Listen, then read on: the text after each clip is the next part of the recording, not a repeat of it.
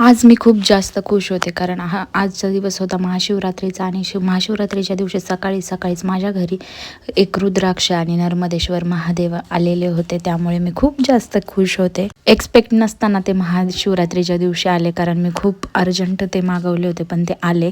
यातच मी माझं खूप मोठं पुण्य मानते, कारण महाशिवरात्रीचा दिवस आणि त्या दिवशी आपल्या घरी महादेव यावेत साक्षात, ही खूप मोठी गोष्ट आहे. तर इथे ना मी महाशिवरात्रीच्या दिवशी मस्त असं हळदीचं लेपन केलं, छान रांगोळी काढली आणि महादेवाची पण रांगोळी काढली, मुख्य प्रवेशद्वाराची पूजा केली, त्यानंतर घरातली सुद्धा पूजा केली आणि त्यानंतर बसले महादेवाच्या अभिषेकाला. तसं तर नर्मदेश्वर महादेव हे स्वयंभू महादेव आहेत, त्यांना कोणत्याही प्राणप्रतिष्ठेची गरज नसते किंवा कोणत्याही अभिषेकाची गरज नसते, ते स्वयंभू आहेत.